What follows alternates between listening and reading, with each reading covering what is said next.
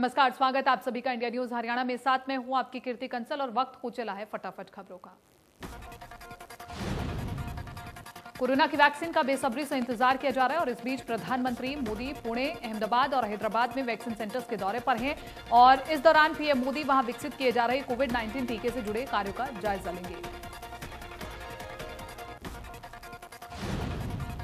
जॉयडस research centre का जायजा लेने के लिए पीएम मोदी अहमदाबाद पहुंचे। यहां से पीएम मोदी चांगोदर औद्योगिक केंद्र गए। प्रधानमंत्री कार्यालय ने ट्वीट कर बताया कि प्रधानमंत्री मोदी वैज्ञानिकों के साथ चर्चा कर नागरिकों के टीकाकरण के लिए तैयारियों, चुनौतियों और प्रयासों का खाका तैयार करने के संबंध में जानकारी हासिल करेंगे।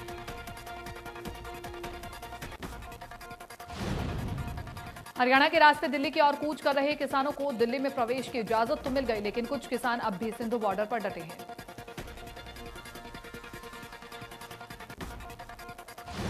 कुछ किसान टीकरी बॉर्डर पर भी दिखे हैं और किसानों का कहना है कि बुराड़ी ग्राउंड की जगह उन्हें दिल्ली में प्रदर्शन के लिए जगह दी जाए। किसानों के आंदोलन को देखते हुए पुलिस ने भी पूरी तैयारी की है। टीकरी बॉर्डर पर भारी पुलिस बल तैनात किया गया है। कैथल के 3 किसान नेताओं को जेल से रिहा किया गया। पुलिस ने किसान आंदोलन को लेकर के 25 नवंबर को पूरे हरियाणा में काफी संख्या में किसानों को उनके घरों से उठाया था। भारतीय किसान यूनियन के युवा प्रदेश अध्यक्ष को हरियाणा रोडवेज से उस समय हिरासत में लिया गया था जब वो बस से दिल्ली जा रहे थे और इसी तरह किसान नेता सतपाल को शादी समारोह में हिरासत में लिया गया। जेल से छूटने के बाद किसान नेताओं ने बताया कि हरियाणा सरकार के दबाव में जिला पुलिस ने उनको बिना किसी नोटिस उनके घरों से उठाकर जेल में डाल दिया, जबकि कानून के मुताबिक उन्हें नोटिस देना चाहिए था। करनाल के सदर थाने में किसान नेता गुरनाम सिंह चडूनी सहित कई किसानों पर केस दर्ज किया गया। अलग अलग धाराओं के तहत 2 केस दर्ज किए गए।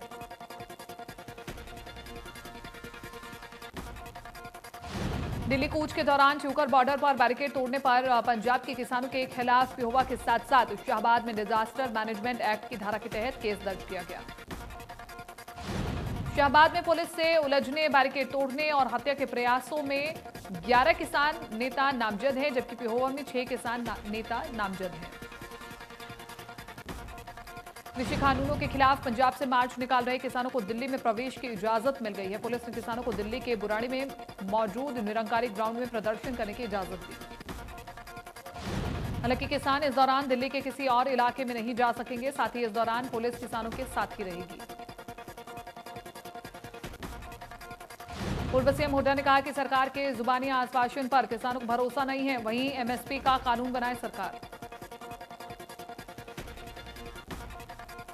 हरियाणा ने पंजाब से लगे सभी बॉर्डर खोल दिए हैं। किसानों के आंदोलन के कारण थे हरियाणा ने सील किए थे बॉर्डर।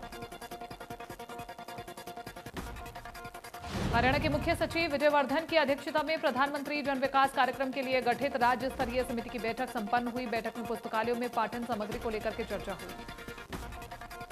इस बैठक के दौरान विजय वर्धन ने अधिकारियों को निर्देश दिए कि जिला और ब्लॉक स्तर के पुस्तकालयों में पठन सामग्री का चुनाव ध्यानपूर्वक किया जाना चाहिए। साथ ही पुस्तकालयों के समय बढ़ाने की मांग को लेकर के भी चर्चा हुई।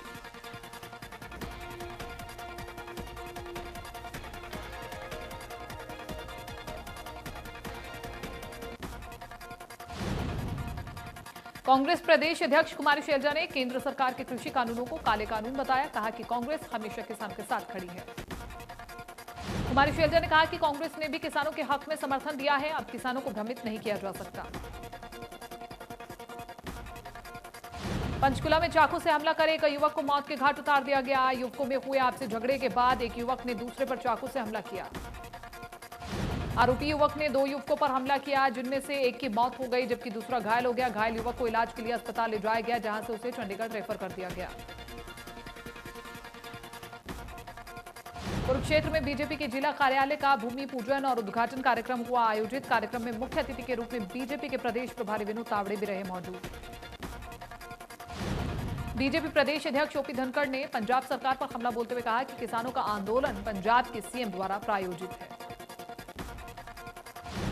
धनखड़ ने कहा कि अगर अमरिंदर इतने किसान हितैषी हैं तो हरियाणा के किसानों का हक एसवाईएल का पानी हरियाणा को दे। प्रदेश के किसानों के हक का पानी दबाए बैठे हैं अमरिंदर।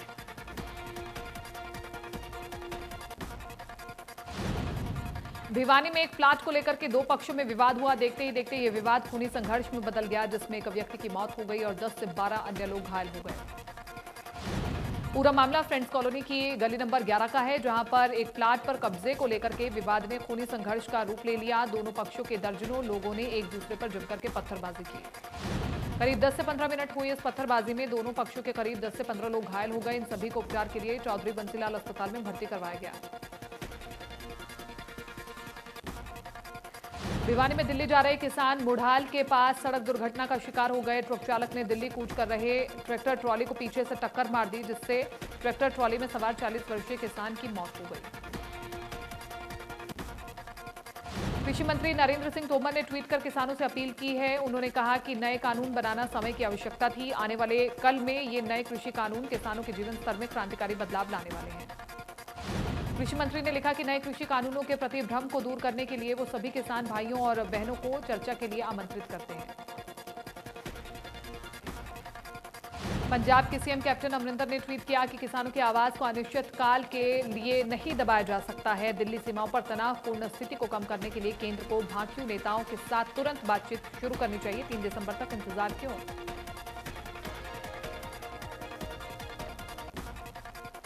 दिल्ली बॉर्डर हाईवे के पास टीकरी बॉर्डर पर प्रदर्शनकारी किसानों को पुलिस ने रोका। किसानों को तीतर बीतर करने के लिए पुलिस ने वाटर कैनन और आंसू गैस के गोलों का इस्तेमाल भी किया। पुलिस ने किसानों पर दिल्ली हरियाणा बॉर्डर पर लाठीचार्ज भी किया। इस दौरान पुलिस और किसानों में झड़प हुई। कुरुक्षेत्र में पुलिस ने नेशनल हाईवे पर सभी बैरिकेड्स को हटाने के निर्देश दिए। दिल्ली अमृतसर नेशनल हाईवे पर जो बैरिकेड्स लगाए गए थे सभी को हटाने के आदेश दिए। किसानों के प्रदर्शन के कारण कई मेट्रो स्टेशनों को बंद कर दिया गया था, लेकिन अब ताजा खबर के मुताबिक बिना किसी बाधा के फिर से मेट्रो का संचालन शुरू कर दिया गया है। पुलिस के स्पेशल डिटेक्टिव सेल ने 5000 के इनामी और अदालत से भगौड़ा करार आरोपी को शहर थाना क्षेत्र से गिरफ्तार कर लिया है। गिरफ्तार भगौड़ा आरोपी दुष्कर्म और जान से मारने की धमकी देने के आरोप में पिछले 14 वर्ष से फरार चल रहा था। पुलिस ने आरोपी के गिरफ्तारी कर आगे की कार्रवाई शुरू कर दी है। हिसार में 29 नवंबर को होने वाले सीएम की अभिवादन रैली में कोरोना के चलते कई बदलाव किए गए। रैली में आने वाले लोगों की संख्या सिर्फ 200 निर्धारित की गई। डिप्टी स्पीकर रणबीर गंगवा ने बताया कि ये रैली हर जिले और उपमंडल स्तर पर ऑनलाइन दिखाई जाएगी। ऐसी 11 जगह हिसार में निर्धारित की गई हैं, जहां पर बीजेपी के वरिष्ठ नेता समर्थकों के साथ डिजिटल रैली से जुड़ेंगे। किसान आंदोलन को लेकर डिप्टी स्पीकर ने कहा कि पंजाब में कांग्रेस की सरकार है और कांग्रेस ही लोगों को उकसा रही है। दिल्ली कूच का फैसला भी कांग्रेस ने ही प्रायोजित किया है। रणबीर गंगवा ने कहा कि कांग्रेस किसानों को बरगलाने का काम कर रही है। हुड्डा को विधानसभा में खुली चुनौती दी गई कि कृषि कानून के बारे में वो बहस कर सकते हैं, लेकिन उन्होंने कृषि कानूनों पर अपनी बात नहीं रखी।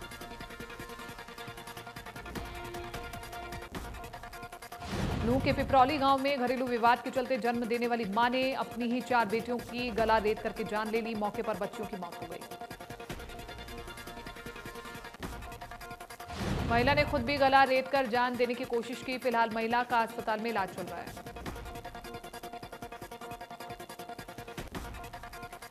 आंदोलन कर रहे किसानों को लेकर के प्रशासन ने नया आदेश जारी किया। नए आदेशों के मुताबिक हरियाणा बॉर्डर किसानों को नहीं रोका जाएगा। इन आदेशों के साथ ही हिसार के मैयड़ टोल प्लाजा के पास लगाए गए पुलिस बैरिकेडिंग और नाकेबंदी को हटाया गया।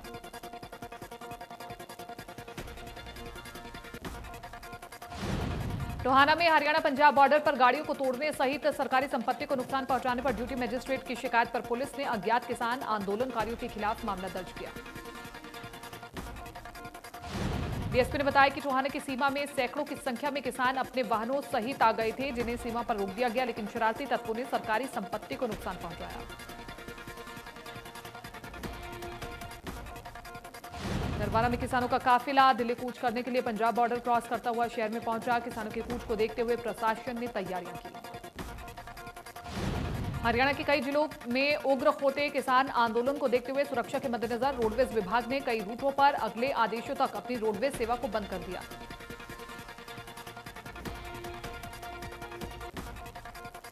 पलवल में यातायात पुलिस द्वारा बिना मास्क के घूमने वाले वाहन चालकों के चालान काटे गए और साथ ही उन्हें मास्क लगाने के प्रति जागरूक भी किया गया।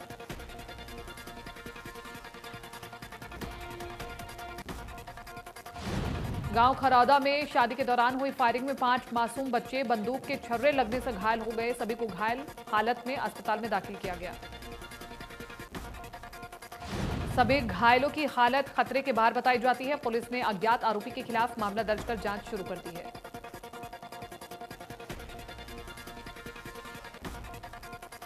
खेरका गांव के निकट प्रशासन द्वारा की गई नाकेबंदी और पुलिस घेराबंदी को दिल्ली कूच कर रहे किसानों ने आधे घंटे में धराशायी कर दिया। प्रदर्शनकारियों ने हाथों से मिट्टी और पाइपों को हटाकर रास्ता साफ कर लिया। इसके बाद पुलिस टीम सड़कों से हट गई और अलग अलग लगाए गए नाकों को खोल दिया गया। प्रदर्शनकारी किसान केंद्र सरकार के खिलाफ नारेबाजी करते हुए ट्रैक्टर, ट्रॉलियों और ट्रकों में सवार होकर दिल्ली की ओर निकल गए। भिवानी में प्रशासन और किसानों के बीच सहमति बनी। डीसी ने कहा कि किसानों की वाजिब मांगे सरकार तक पहुंचाने का भरोसा दिया गया है। किसानों को मास्क भी बांटे गए।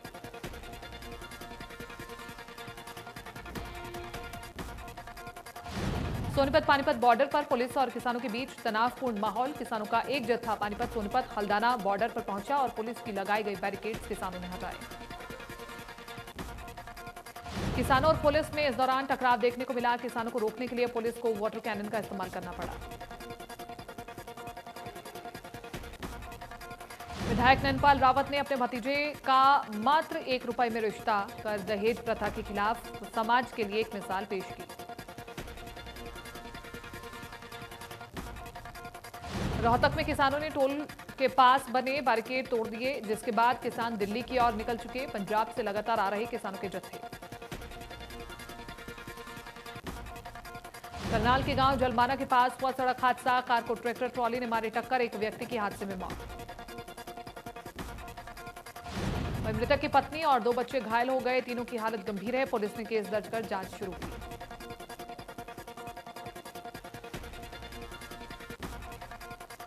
जुलाना के पोली गांव के पास प्रशासन ने किसानों को रोकने के लिए राष्ट्रीय राजमार्ग 352 मशीनों की सहायता से सड़क को खोद दिया। किसानों के दिल्ली कूच के आह्वान को लेकर दिल्ली बदरपुर बॉर्डर पर दूसरे दिन भी लगातार पुलिस की तरफ से चेकिंग अभियान चलाया गया।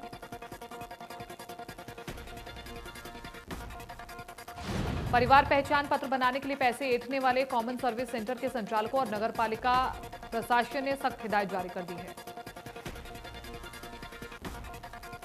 नगरपालिका अधिकारियों के मुताबिक परिवार पहचान पत्र बनाने के लिए कोई भी सीएचसी संचालक फीस नहीं वसूल सकता, क्योंकि पीपीपी बनाने के लिए सरकार सीएससी संचालकों को 20 रुपए प्रति एंट्री देती है।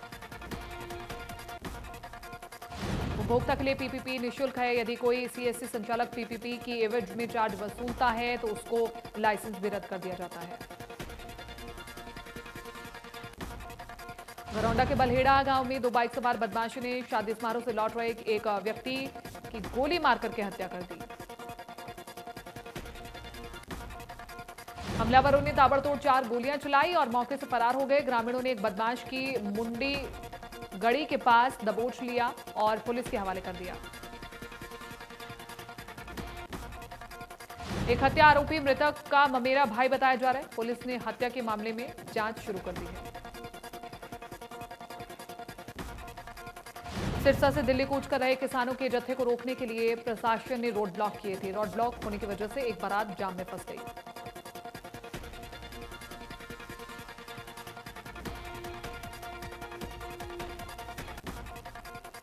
नारनौल में 4 किसान नेताओं को रिहा किया गया। 24 तारीख की सुबह को 4 किसान नेताओं को पुलिस ने गिरफ्तार किया था।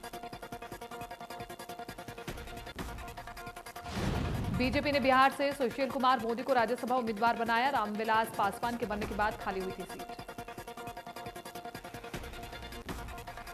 पहले वनडे में ऑस्ट्रेलियाई टीम ने इंडिया को 66 रनों से दी मात। भारत की तरफ से सबसे ज्यादा 90 रन बनाए गए।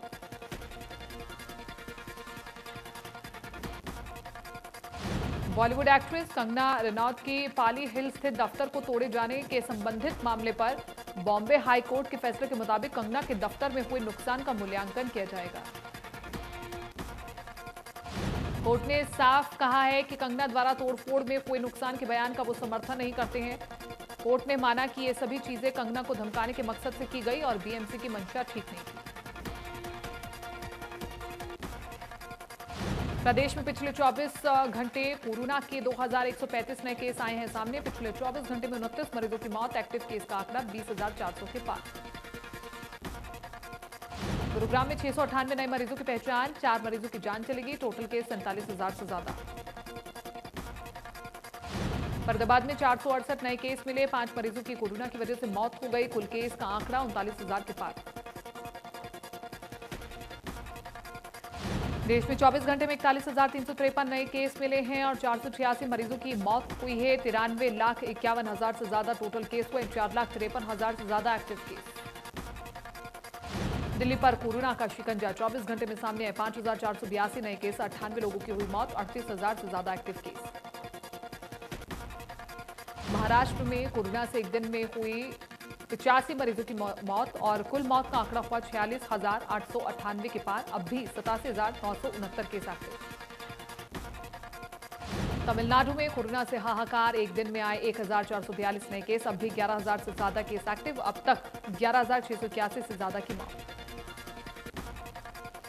उत्तर प्रदेश में कोरोना से लोगों का बुरा हाल। एक दिन में मिले 2,298 नए केस। अब तक 5,04,411 से ज्यादा मरीज ठीक हुए। 25,639 केस एक्टिव।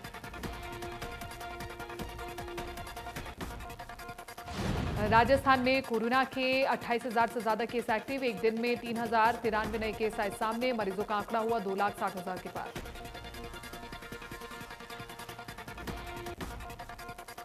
आंध्र प्रदेश में एक दिन में आए कोरोना के 733 नए केस। मरीजों का आंकड़ा हुआ 8,66,000 के पार और 12,000 से ज्यादा केस एक्टिव। पूरी दुनिया में कोरोना के आंकड़े हुए 6 करोड़ 19 लाख के पार। अब तक 14,48,000 से ज्यादा मरीजों ने गंवाई जान। पूरी दुनिया में अब 1 करोड़ 77 लाख के पार कोरोना के केस। अमेरिका में कोरोना ने जमकर के मचाई तबाही। कुल मरीजों की संख्या हुई 1 करोड़ 34 लाख के पार। अब तक 79,45,000 से ज्यादा मरीज ठीक। कोरोना के मामले में पूरी दुनिया में तीसरे नंबर पर ब्राजील। अब तक 1,71,000 से ज्यादा मरीजों ने कोरोना के चलते गंवाई जान। कुल मरीजों की संख्या हुई 62,38,000 के पार। रूस में कोरोना के मरीजों की लगातार बढ़ रही है संख्या। कुल मरीजों की संख्या हुई 22,15,000 के पार। अब भी 4,64,000 से ज्यादा केस एक्टिव। 38,558 मरीजों की मौत।